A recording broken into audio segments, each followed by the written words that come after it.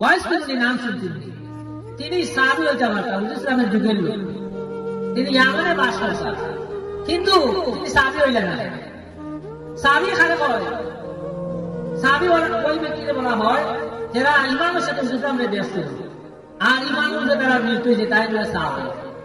সাহাবীর ব্যাপারে কিটা হইলেন? আসহাবিকান নুজুম ইক্তাদাইতুম ইহতাদাইতুম। বুঝলাম ফরমায় যে আমার সকল সাহাবায়ে কেরাম হইলা আকাশের তারকার ন্যায়, যার অনুসরণ করবে তোমরা হেদায়েত পেয়ে যাবে। আরেকটা হলো কোরআনের মধ্যে সাহাবায়ে রাদিয়াল্লাহু আনহুম ওয়া রাদু আনহু, যে সাহাবায়ে কেরামের প্রতি আল্লাহ তাআলা সন্তুষ্ট।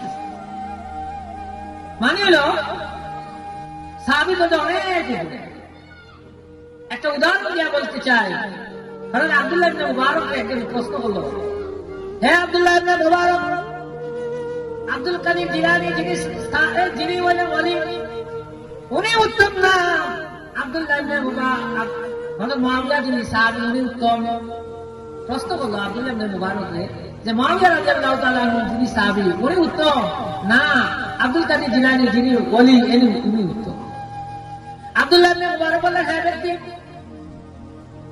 কোথায় সাহাবী আর কোথায় ওলি? ওই ব্যক্তি তুমি কি জানো? হযরত মুআবিয়া রাদিয়াল্লাহু তাআলা আনহু তো সমান আব্দুল কাদের হইতে পারবে না।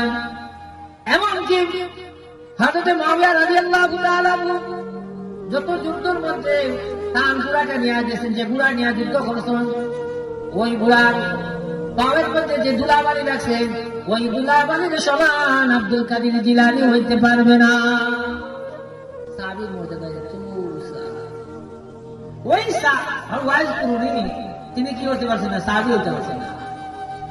তিনি আমার থেকে হুজুর সাল্লাল্লাহু আলাইহি ওয়াসাল্লামের কাছে চিঠি রাখলাম, চিঠির মধ্যে লিখে দিলে, হে আল্লাহর রাসূল, আমি চাই আপনাকে দেখতাম যে আমি সাহাবী হইতে চাই, আপনার প্রতি বিশ্বাস স্থাপন করছি, কিন্তু আমি আপনাকে দেখলাম সাহাবী হইতে পারবো, কিন্তু আমি আসতে পারতেছি না।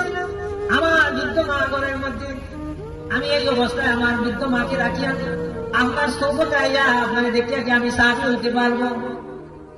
আল্লাহ রাসূল তার চিঠির উত্তরের মধ্যে লিখিয়া দিলেন, হে রাসূল, তুমি আশা তো খান, তুমি আসিয়া আমারে দেখিয়া তুমি ঈমান আনিয়া তুমি সাহাবী হওয়ার দরকার নাই, বরং তোমার ওই মার খেদমত করো, ওই সাহাবীর থেকে তোমার আরো বেশি দরজা উঁচা হয়ে যাবে। বাস্তবিক মানার নাম কামিয়াবি। ওয়াইজ কুরুনি আমরা হইলে তো আবেগে বলে না আল্লাহ রাসূলের দেখতে আই গিয়া মা মরলে মরুন না বাঁচলে বাঁচুন, এটা বললাম, কিন্তু আবেগের নাম ইসলাম না। আবেগ আর দুশোর নাম ইসলাম না। আমরা তো দুশে অনেক কিছু বলি লাগে, আবেগ অনেক কিছু বলি লাগে, এটার নাম ইসলাম। ইসলাম একটা নির্ধারিত,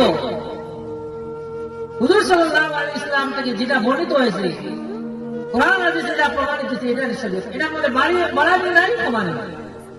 হযরত ওয়াইস কুরুনি কিন্তু সাহাবী হইতে পারল না, কিন্তু আল্লাহ তাআলা সাহাবী না হওয়ার কারণে তার দরজা কমছেনি না, তার মর্যাদা বাড়ছে। হযরত ওমর রাদিয়াল্লাহু তাআলা আনহুকে নির্দেশ দিলেন, হে ওমর, আমি যদি মারা যাই, ইয়ামান থেকে এমন একজন লোক আসবে যার থেকে তোমার রাজ্য পরিচালনা করার জন্য দোয়া নিও। কারে করা? সাহাবী যিনি খলিফাতুল মুসলিমিন দ্বিতীয় খলিফা ওমরে করা, ওয়াইস কুরুনি আসবে, তার কাছ থেকে তুমি দোয়া নিয়ে তোমার রাজ্য পরিচালনা করো। দেখেন এই যে হুজুর সাল্লাল্লাহু আলাইহি ওয়াসাল্লামের কথা মানার কারণে মানিয়া তাই সাহাবী হইতে চাইছেন না, তাই মার খেদমত করছেন। ওই মার খেদমত করার কারণে আল্লাহ তাআলা এত মর্যাদা বাড়াই দিয়েছেন। মা বাপ হইলে আপনার আমার দুনিয়ার আমার মাধ্যম, মা বাপকে সন্তুষ্ট রাখলে আল্লাহ সন্তুষ্ট রাখবা, আর মা বাপের অসন্তুষ্ট রাখলে আল্লাহ দেবে। আমার আলোচনা লম্বা করার সময় নাই, আমি আবার মৌলভীবাজার যাইতে হবে। আমি সংক্ষেপে বললাম যে মা বাবার খেদমত করলে 5টা ফায়দা পাওয়া যায়। 1 নম্বর হইল আপনার মা বাবার খেদমত করলে আপনার রিজিকের অভাব হইতো না।